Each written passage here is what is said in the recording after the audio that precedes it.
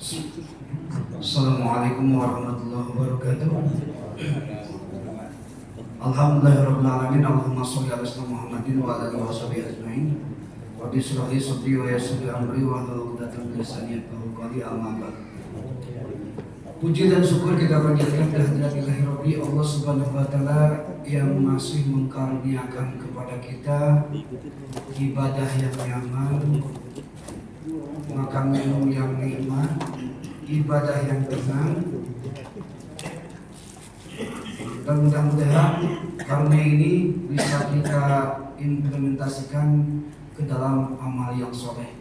Karena memang cuma dua saja yang akan kita bawa bekal untuk ke akhirat, yaitu keimanan dan amal soleh. Wa tilkal ayyamu nudawiluha bainan nas. Kata Allah, kami putar saat itu, putar balik kehidupan manusia. Yang dulunya tak ada menjadi ada dan tiada. Yang dulunya anak-anak, sekarang punya anak. Yang dulunya hidup, sekarang meninggal. Kan begitu. Yang jelas, dua hal yang akan kita bawa, yaitu iman dan amal soleh. Dan mudah-mudahan kita ketika nanti menghadap Allah Subhanahu wa taala dengan kondisi ya ayyuhan nafsul mutmainnah rji'i ila rabbika radiyatan mardiyah fadkhuli fi ibadi wadkhuli jannati. Amin ya Allah ya rabbal alamin. Salawat dan salam semoga limpahkan kepada junjungan kita habibana wa rasulana sayyidina Muhammad Rasulullah SAW. Allahumma sholli ala sayyidina Muhammad wa ala ali sayyidina Muhammad. Hadirin kaum muslimin rahimakumullah. Insyaallah malam ini kita akan membahas tafsir surat Al-Baqarah ayat 12. Sebetulnya ini satu paket 11 12 gitu ya. Karena kalimatnya nganggung seperti halnya kalau saya bacakan wa iza qila lahum la tufsiduna fil ard qalu innamal muslimun baru jawab ala innahum humul mufsiduna walakin yashurun. Harusnya satu paket 11 12. Percis kayak kita kalau meledek orang, ini anak sama ibu 11 12 kayak gitulah. Jadi sebetulnya ini satu paket, tapi tak apa-apa karena kita one week one ayat ya, satu pekan satu ayat, tak apa-apa lah, kita konsekuen tiap-tiap pertemuan adalah satu ayat. Nah kebayang kalau Al-Quran 6666 ayat, berarti kita 6666 pertemuan. Wallahu alam ya, entah ada usianya atau tidak. Mungkin kita sudah jadi tanah tengkorak, sudah jadi sudah di museum mungkin lah ya.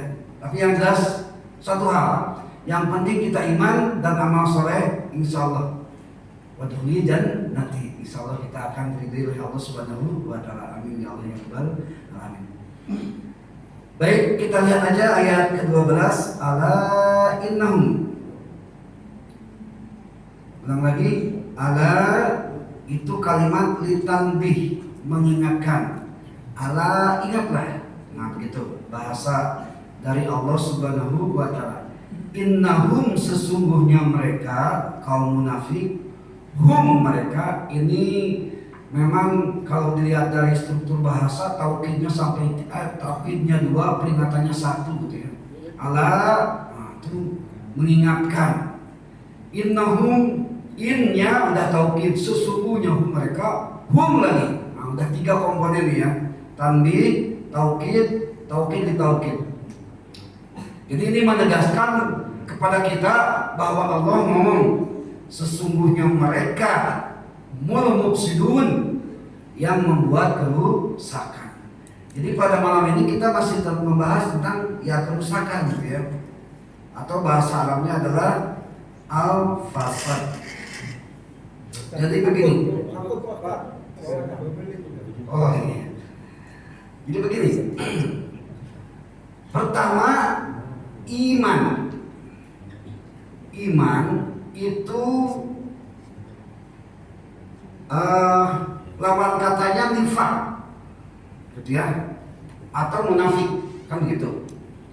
Iman lawan katanya munafik. Iman menghasilkan soleh, Sedangkan nifak itu menghasilkan fasad.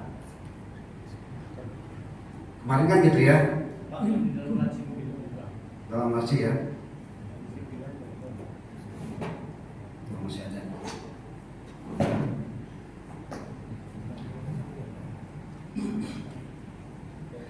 Jadi orang yang beriman itu pasti soleh. Tak percaya? Coba lihat. Jangan usah jauh-jauh lah. Wal asri innal insana lafi khusr illal ladzina amanu wa amilus soleh. Tiap-tiap iman dalam Al-Quran itu pasti beriringan dengan amal soleh. Kita lihat ayat puasa, ya ayyuhalladzina amanu kutiba alaikumusiyam. Bukankah puasa itu pekerjaan soleh?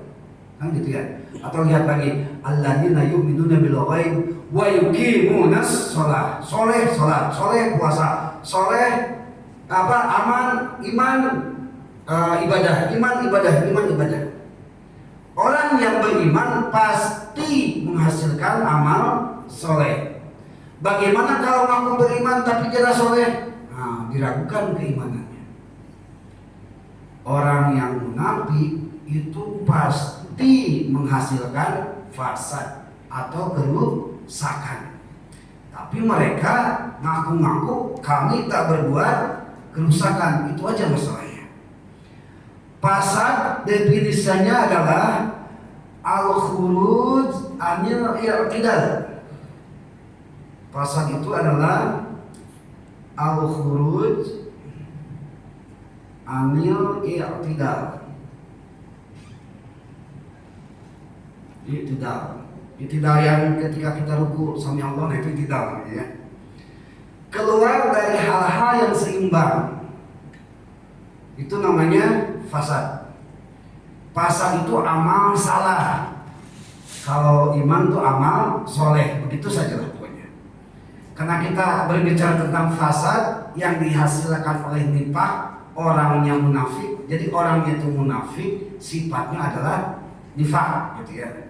Orangnya kafir, sifatnya adalah kufur, kan gitu. Baik. Nah, jadi fasad itu kalau bolehlah di bahasa Indonesia kan, ini kalau istilah para ulama itu al-khuruj anil i'tidal gitu ya. Tapi kalau di bahasa Indonesia kan itu artinya rusak gitu ya. Saya yakin Bapak Ibu kalau ditawarin apapun yang rusak pasti nggak mau. Mau baju rusak pasti nggak mau. Mau jodoh yang rusak pasti nggak mau.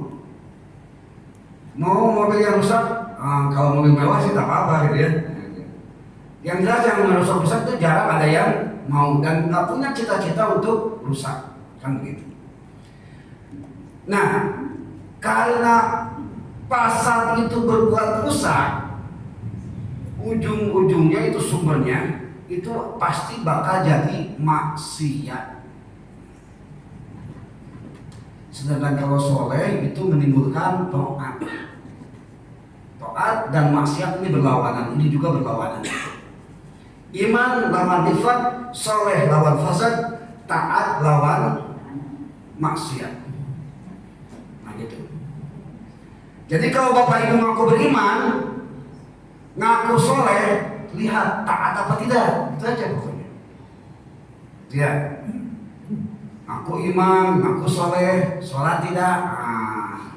Mau sholat kayak gitu, itu kan perbuatan nifaq itu namanya. Ngaku-ngaku tapi tidak gitu ya. Bukankah kalau dalam bahasa kita munafik itu bermuka dua ya? Kalau nggak salah. Kalau dalam bahasa Inggris itu munafik itu artinya hypocrite. Nah, orang yang nifaq itu pasti fasad. Orang yang fasad itu pasti berbuat maksiat. Dalam kitab Ibnu Katsir halaman 49 ini dijelaskan. Qala Sayyidi fi tafsirihi an Ibnu Malik wa an Abi Shalih an Ibnu Abbas wa an Anas min ashabin Nabi sallallahu alaihi wasallam qala al-fasadu huwa al-kufru wal amal bil maksiat. Jadi yang disebut fasad dalam arti di sini la tufsiduna fil ard, terus innahum humul mufsidun, itu disebutkan dalam tafsir ini adalah perbuatan kekufuran dan perbuatan kemaksiatan. Ibnu Katsir halaman 49 baris keempat dari bawah. Itu tafsir daripada fasad. Jadi banyak tafsirannya nih. Nah sekarang gini aja lah. Kira-kira yang fasad itu apa saja? Yang berbuat kerusakan itu apa saja? Kita tidak berbicara perbuatan soleh karena kita sedang berbicara tentang nifaq, tentang orang-orang munafik. Bukan berbicara tentang orang yang beriman, bukan berbicara orang yang beramal soleh sehingga menghasilkan ketaatan. Kita berbicara tentang nifaq yang berbuat fasad, yang ujung-ujungnya maksiat. Pertama, perbuatan fasad itu terdapat dalam surat Al-Baqarah ayat 30. Kalimat fasad ya Pak ya. Kalau nggak salah ayatnya ketika wa'id qala rabbuka lil malaikati inni ja'ilun fil ardi khalifah, kan begitu. Dan ketika Tuhanmu berkata kepada malaikat bahwa aku akan menjadikan makhluk di muka bumi ini sebagai khalifah. Intinya Allah membuat sebuah pengumuman, dikumpulkan oleh malaikat. Aku akan menciptakan khalifah di muka bumi ini. Gitulah ceritanya. Bahasa premannya gitulah Bu ya. Nah, apa jawaban malaikat? Qalu ataj'aluna fiha may yufsidu. Nah, itu ya, ada tuh fasad. Maka malaikat berkata kepada Allah, "Ya Allah, apakah engkau akan menjadikan makhluk yang merusak?" Nah, itu ya. Fiha di muka bumi.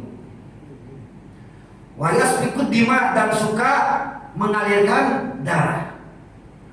Jadi salah satu fasad itu adalah orang yang suka mengalirkan darah. Mengalirkan darah di sini adalah bisa mengalirkan darah dalam pengertian pembunuhan, bisa juga mengalirkan darah dalam istilah melukai. Nah, itu disebut fasad. Dan itu maksiat, dan itu fasad, dan itu cenderung nifaq. Itulah sifat-sifat orang munafik. Apakah Bapak Ibu pernah melukai orang? Pernah mengalirkan darah orang? Nah itu ya segeralah bertobat. Kan itu identiknya dengan maksiat dan fasad. Nah begitu ya.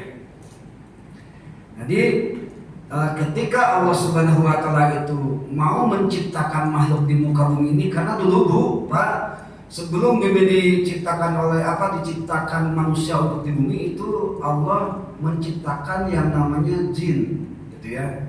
Jadi sebelum kita tempat ini jin dulu gitu. Dalam kitab Daqaiqul Ahbar itu diceritakan karena jin juga berbuat maksiat mungkar, maka dibenamkan, maka dipindahkan.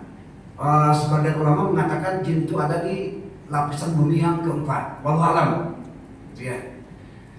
Dan bisa saja mungkin sejarah-sejarah yang pernah kita dengar seperti Atlantis, seperti ada bangunan-bangunan yang zaman dulu yang kokoh-kokoh, mungkin ya wallahu alam, mungkin sisa-sisa daripada sejarah mereka. Tapi kita tidak berbicara masalah jin lah, karena jin dan manusia itu memang sama, berlawanan juga.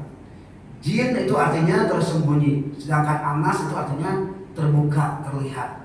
Orang yang terlihat itu manusia, orang yang tersembunyi itu jin. Jadi kalau ada manusia yang sembunyi-sembunyi, nah itu hati-hati.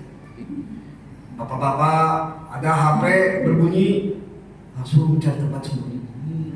Takut ketahuan si jin itu berarti ya. Karena yang sembunyi-sembunyi itu biasanya jin, bukan manusia. Kalau manusia itu terbuka, kelihatan. Nah, gitu.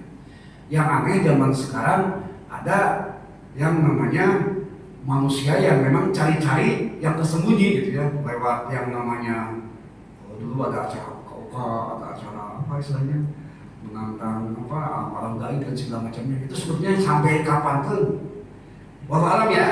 Saya yakin Bapak Ibu belum pernah lah gini-gini berhadapan-hadapan.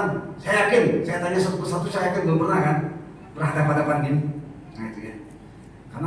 Karena kalau berhadapan-hadapan gini pasti mereka kalah, karena mereka cuma asalnya satu dari api. Kalau kita 4 unsur, api, tanah, air, dan angin, 4:1. Jadi suatu saat bapak ibu ketemu yang itu, tak usah lari, tak usah takut, diam aja, siapa tahu, gitu aja udah. 4:1 jauh lah, gitu ya. Jadi saya yakin, walaupun ada ilmu yang seperti itu dapat terlihat, tetap kalau berhadapan-hadapan tak mungkin, karena berlawanan. Manusia dan jin itu berlawanan. Apa kuncinya? Kalau ada bahasa Arab yang ujungnya zim dan nun itu pasti gaib, itu pasti tersembunyi. Jin, janin itu nggak kelihatan, gitu ya. Secanggih-canggihnya itu nggak bisa diteropong, gitu ya. Gitu. Jadi seperti itulah gambarannya. Baik, itu yang pertama. Jadi pasal itu adalah wayas ikut dima, yang mengalirkan darah. Yang kedua, dalam surat Al-Baqarah ayat 60, wala ta'saw fil ardi mufsidin, dan janganlah kalian berbuat kejahatan, kata Allah, fil ardi, di muka bumi ini, mufsidin, karena itu bisa membuat kerusakan. Jadi berbuat jahat juga termasuk fasad. Fasad itu adalah maksiat. Biasanya ciri-ciri daripada orang munafik. Sekarang masalahnya kita introspeksi lagi. Pernahkah seumur hidup kita jahatin orang? Pernahkah kita seumur hidup berbuat jahat? Ingat, wa'at bi'is sayyi'atal hasanata tambuha. Kalau kita pernah berbuat jahat, maka timpa, hapuslah dengan perbuatan yang baik kepada orang tersebut. Maaf, dalam kamus sosial itu biasanya perempuan atau ibu-ibu rata-rata gibahnya lebih banyak daripada bapak-bapak, gitu ya. Walaupun saya nggak tahu apakah betul atau tidak. Ibu misalnya pernah gibah si A, itu kan perbuatan dosa jelas. Tobatnya 2, istighfar kepada Allah Subhanahu Wa Taala. Yang kedua ya minta maaf sama orang yang diomongin. Itu yang namanya wa'at bisayatal hasanata tambuha. Berbuat jahat hapus, timpa dengan perbuatan baik. Ya syukur-syukur, sering sedekah lah, sering berbuat kebajikan lah, kirimlah makanan, kirimlah minuman dan sebagainya. Masanya kita tahu, Bu, Pak, kalaulah perbuatan maksiat kita hanya kepada Allah, kita gampang tinggal ya Allah astagfirullahaladzim, kan begitu. Allahumma firli dzunubi, kan begitu. Tapi kalau berbuat dosa atas nama orang lain, itu yang jadi masalah. Karena syaratnya 2. Pertama Allah yang mengampuni, yang kedua dia yang memaafkan. Itu masalahnya. Itu ya. Jadi kita dalam introspeksi, mumpung kita masih ada di dunia ini, mumpung kita masih di kesempatan, mumpung kita belum dipanggil, mumpung kita belum pulang kampung, gitu ya. Ya silakan direkapitulasi lah berapa amal jahat kita dulu kepada orang lain. Ya termasuk yang ngomong juga lah ya, bukan ibu bapak aja. Kita introspeksi semua aja. Nah itu Al-Baqarah ayat 60. Yang ketiga, surat Al-Baqarah ayat 205. Bismillahirrahmanirrahim. Wa iza tawalla sa'a fil ard liyufsida. Di pasal 2 ya.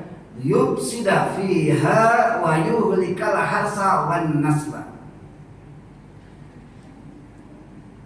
Dan ketika kalian itu berpaling dari Allah, atau ada tafsir arti lain, ketika kalian itu berkuasa. Ini ada 2 ayat ya Bu. Ketika berpaling dalam pengertian kita taat sama Allah, atau ketika kita berkuasa, punya wewenang.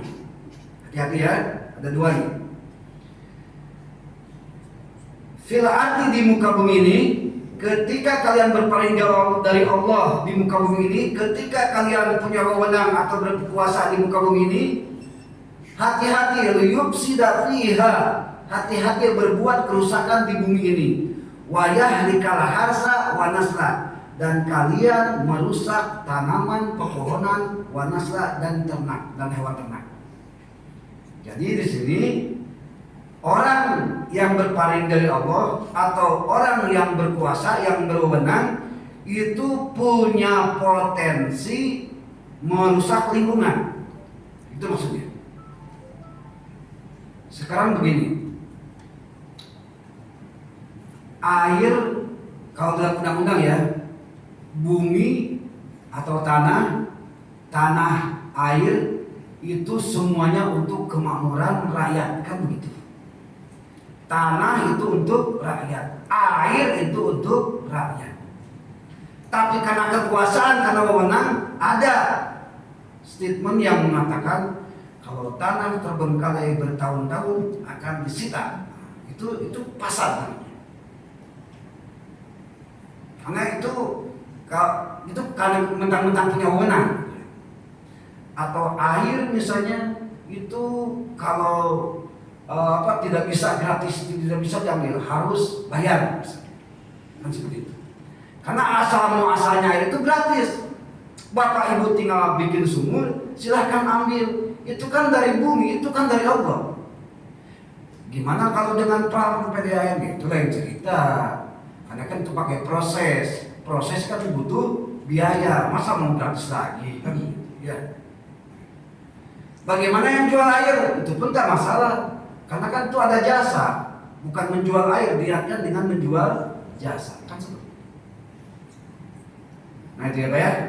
Ini sebetulnya masih ikhtilaf nih, perbedaan pendapat. Tapi saya ingin yang lebih jelas lah pokoknya. Jadi orang kalau sudah diberi wewenang atau orang sudah berpaling dari Allah, itu kecenderungannya liyufsida fiha. Bahasa kasarnya gini lah. Orang yang berkuasa itu cenderungnya tuh ingin mempertahankan kekuasaan dan lebih cenderung mempertahankan untuk diri sendiri dan terserahlah orang lain. Seperti itulah gambarnya. Mohon maaf gitu ya, kalau dilihat dari ayat ini. Di sini wa yuhlikal harsa wan nasla, mereka merusak pepohonan, wan nasla, dan hewan ternak. Ditafsirkan lingkungan hidup. Karena manusia itu kan tak lepas daripada yang namanya tumbuhan dan hewan. Wallahu a'lam. Yang jelas, beberapa ulama mengatakan orang yang nebang pohon tanpa alasan, orang yang membakar pohon tanpa alasan, itu la'anallah, Allah melaknatnya. Ingat ya Bu, Pak, tanpa alasan. Kalau ada alasan karena misalnya semak-semak mau bikin kebun, ya itu kan ada alasannya. Tapi kalau alasannya tanpa alasan, bahkan niatnya merusak, itu la'anallah, Allah melaknat orang-orang yang demikian. Karena disebut dengan fasad atau merusak. Yang keempat, untuk pengertian fasad, terdapat dalam surat Al-Maidah ayat 32, man qatala nafsan bighairi nafsin au fasadin, fasad kan ada fasadnya juga, au fasadin fil ardi faka'annama qatalan nasa jami'a. Barang siapa yang membunuh seseorang bukan karena dia membunuh, kisos berarti ya. Kalau dalam hukum Islam kita tidak berbicara hukum negara, berbicara hukum Islam. Kalau dalam hukum Islam itu orang yang membunuh kisosnya adalah dibunuh, gitu ya. Bahkan dalam KUHP hukum pidana itu orang yang membunuh secara berencana itu hukuman mati juga. Paling ringannya penjara seumur hidup. Memang ada mirip-mirip. Cuma kalau dalam Islam lebih jelas. Orang yang membunuh wajib dibunuh, kan begitu. Kalau dalam hukum Islam ya, itu namanya qatala nafsan bighairi nafsin. Orang yang kisos itu tak ada masalah, karena memang ada aturan mainnya. Orang yang mencuri itu potong tangan. Sebetulnya bukan masalah tega memotong tangannya, tapi memotong kemaksiatan. Karena yakin kalau orang yang mencuri dipotong tangannya pasti kapok. Karena kelihatan, wih mantan nyolong nih, kan gitu. Walaupun ada ketentuannya, nyolongnya itu seukuran 83 gram emas, gitu ya. Berapa?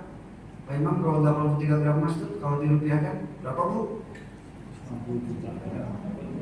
Nah, yang nyolong duit 90 juta, potong tangannya, set, gitu ya. Nyolong lagi 90 juta, potong kaki kirinya. Nyolong lagi, potong tangan kirinya. Nyolong lagi, potong tangan kaki kanannya. Kalau nyolong lagi kurang ajar ya. Udah potong apa? Udah dipotong semua, masa nyolong lagi? Gitu. Nah, ini berhayal. Seandainya diterapkan aman di Indonesia ini, kan begitu, aman kan, betul. Cuma ya memang pemimpin kita kayaknya belum siap, karena nggak kebayang kan orang yang korupsi itu kan lebih daripada 90 juta ya. Potongnya mungkin bukan di sini mungkin ya, kan gitu. Ya terserahlah, yang jelas nanti di akhirat kita bakal menyaksikan gimana mana hati pada kuaih buat kali menaiki buat sabar lebih makan yang sibuk. Kita bertanggung jawab masing. Ya termasuk yang ngomong juga. Ya kita saksikan aja lah pokoknya. Saya nggak kebayang nanti misalnya. Ya Pak Haji Sobar ke depan. Suatu saat di dakwah misalnya pernah gini ya. Nggak pernah. Nah itu ditayangkan dari mulai akil balik sampai terakhir. Tayangan videonya dari mulai akil balik sampai mati itu kelihatan betul sama semua masyarakat. Sampai malu, sampai merah mukanya kan. Nah, kebayang gitu ya, waktu alam. Yang jelas, kalau kira-kira Bapak Ibu belum cukup bekal atau usah dulu pulang lah, gitu ya. Itu aja intinya. Baik. Barang siapa yang membunuh seseorang tanpa alasan, ya itu termasuk fasad fil ardh, termasuk ya yang berbuat kerusakan di bumi. Bahkan di kata Allah, bakaan nama kotalan nasa jamia, seumpama dia membunuh manusia seluruh di muka bumi. Nah kebayang kan orang-orang yang selama ini yang suka membunuh kan gitu, yang kilometer berapa yang kilometer 50 itu berapa orang tuh yang dibunuh orang. Maka kebayang kan itu sama dengan membunuh semua manusia seperti itu, tanpa pengadilan, tanpa apa-apa, main bunuh saja, mentang-mentang berwenang kan gitu. Ya Allah alam lah. Yang jelas di sini sudah jelas dalam surat Al-Maidah, orang yang membunuh itu sama membunuh manusia tanpa alasan itu sama dengan membunuh semua manusia yang di muka bumi ini. Saya mau tanya sama Bapak Ibu, manusia di muka bumi ini berapa jumlahnya? 6 miliar. Berarti satu orang membunuh satu orang tanpa alasan itu sama dengan membunuh 6 miliar manusia. Dosa ya Allah, nggak kebayang. Ya, nggak kebayang lah pokoknya.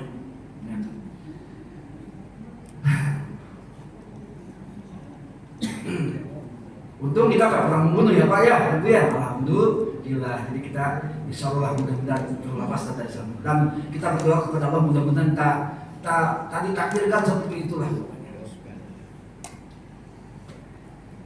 Ini Al-Quran apa yang ngomong ya? Bakaan nama kotalan nas jami'an, kayak membunuh semua manusia yang ada di muka bumi ini. Itu Al-Maidah ayat 32.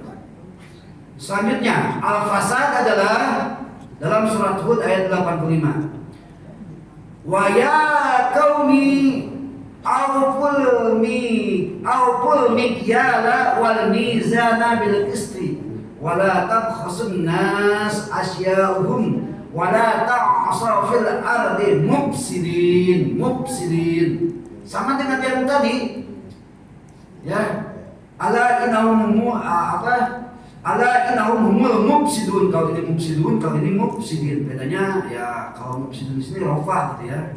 Kalau mufsidin di sini adalah nasab. Bukan nasab, jar. Mufsidin itu kalimat jar mabniun ala sukun fi mahli zarri li'annahu jam'a mudzakkar salim. Kalau nasabnya seperti itu. Nah, hei kaumku, aupu penuhilah al-mikala takaran. Ini berarti bagi pedagang ya, takaran. Nah, itu. Wal mizana dan timbangan. Jadi bagi para pedagang, pengusaha, wira swasta yang suka mengukur, nakar, nimbang, baik ukur meter, senti, ataupun berat, kilogram, on, atau apalagi macam-macam lah, silahkan ditambahkan. Nah, harus dengan bil qisti secara adil. Secara adil itu sewajarnya. Kalau 1 kilo lah, udah 1 kilo, jangan dikurangi lagi, kan begitu. Nanti ya. Wala tabkhasun nas, dan jangan merugikan manusia. Sebelum sampai mufsidin, kita coba introspeksi diri. Pernah nggak kita berbuat salah dalam takaran kepada rekan bisnis kita gitu ya? Pernah nggak kita berbuat curang dalam timbangan? Pernahkah kita merugikan orang lain? Nah, itu maksiat, itu fasad. Itu maksudnya. Wala ta'saw fil ardi mufsid. Itu semuanya adalah kerusakan di muka bumi. Ya. Sebetulnya ngaji kita jadi tak betah ya, diancam terus ya ternyata ya. Jadi kalau kita coba introspeksi, ternyata kita sering gitu berbuat jahat gitu ya, sering berbuat maksiat, sering berbuat kecurangan dan sebagainya. Bisa saja saya juga curang nih, memecahkan tafsir, saya curang cari yang kira-kira menyenangkan saya aja gitu ya, atau kira-kira bisa menghina orang lain kan gitu ya. Ya tapi mudah-mudahan tidak begitulah, karena kita tugasnya cuma mubalik, menyampaikan saja, gitu aja. Ya kalau udah menyampaikan ya silahkanlah gimana Bapak Ibu lah pokoknya.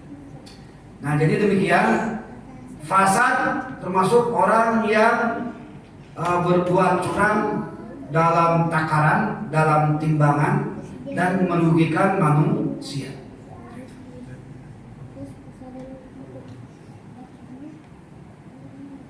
Baik, sebelum saya lanjutkan, barangkali Bapak Ibu ada yang ditanyakan, silakan.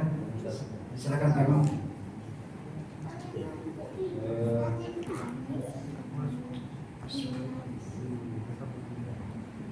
Seseorang diberikan wewenang atau diberikan kepada yang mati,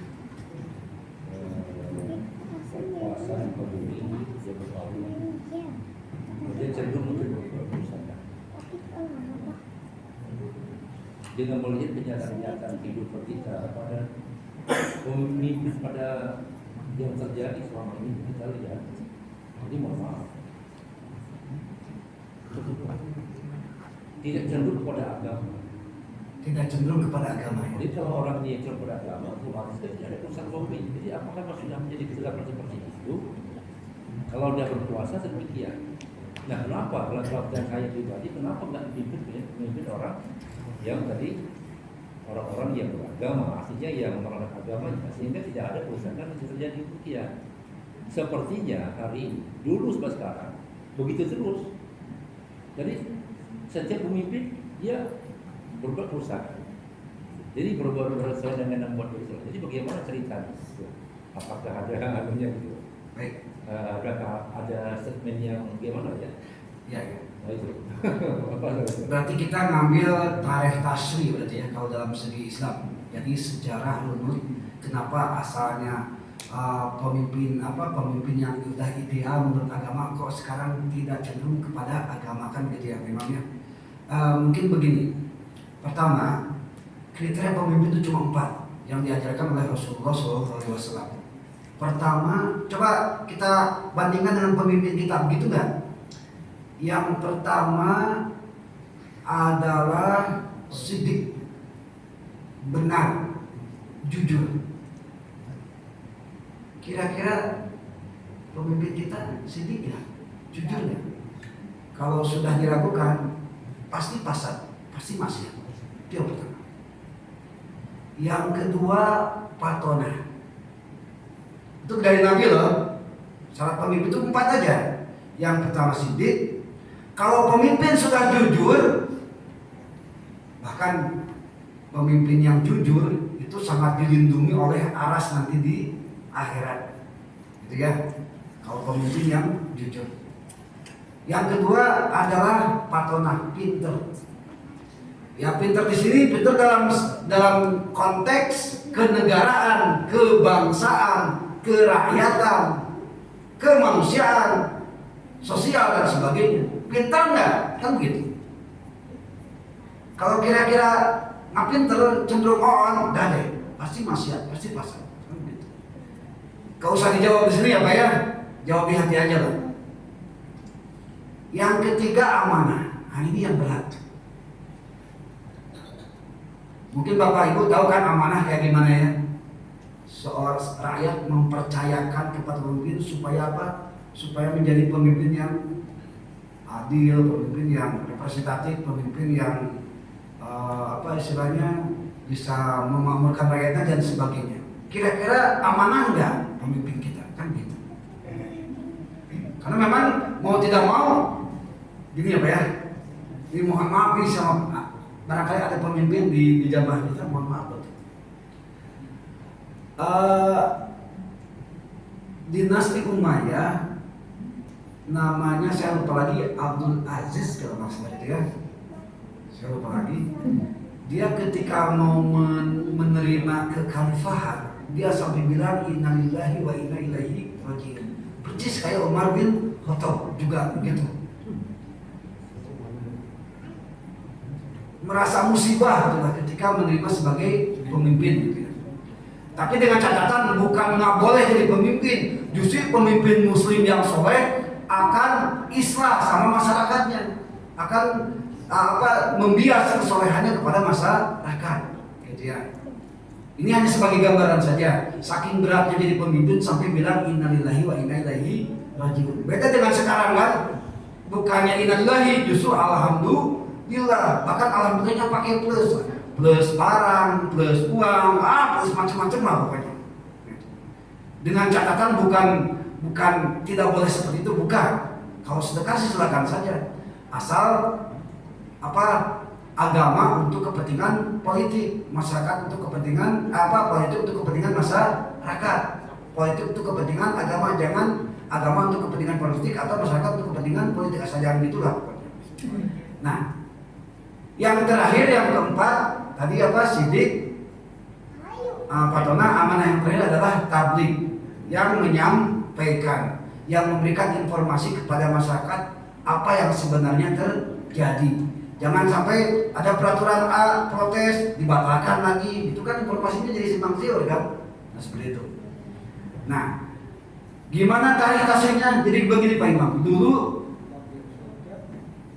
di negara Madinah, kekhalifahan Madinah zaman Rasulullah SAW, itu sistem pemerintahannya alhamdulillah harmonis. Walaupun ada Yahudi, ada Nasrani gitu ya, tetap saling toleransi. Saling menghormati. Dilanjutkan oleh Abu Bakar Siddiq juga tetap berlanjut. Dilanjutkan oleh Umar bin Khattab tetap berlanjut. Dilanjutkan oleh Utsman bin Affan. Dilanjutkan oleh Ali bin Abi Thalib. Nah, ketika ini panjang ceritanya sebetulnya. Jadi kalau saya persingkat ya, ketika zaman Ali bin Abi Thalib itu terdapat 3 praksi. Yang pertama, yang menentang Ali karena tidak segera menghukum orang yang membunuh Utsman bin Affan. Itu praksi pertama. Praksi kedua, ada orang yang mendukung Ali sepenuhnya, ujung-ujungnya nanti jadi Syiah. Nah, dari 2 praksi tadi, ada yang lebih ekstrim, ada yang orang anti Ali. Kenapa? Karena Ali itu tidak tegas dalam menghukum pembunuh Utsman bin Affan, sehingga ada yang namanya kaum Khawarij. Nah, gitu. Nah, oleh kaum Khawarij lah Ali bin Abi Thalib dibunuh. Nah, sejak itu terjadi pertentangan, perpecahan di kalangan para sahabat, dan akhirnya terjadilah kekhalifahan yang namanya Khalifah Bani Umayyah, yang raja pertamanya itu adalah Muawiyah bin Abi Sufyan.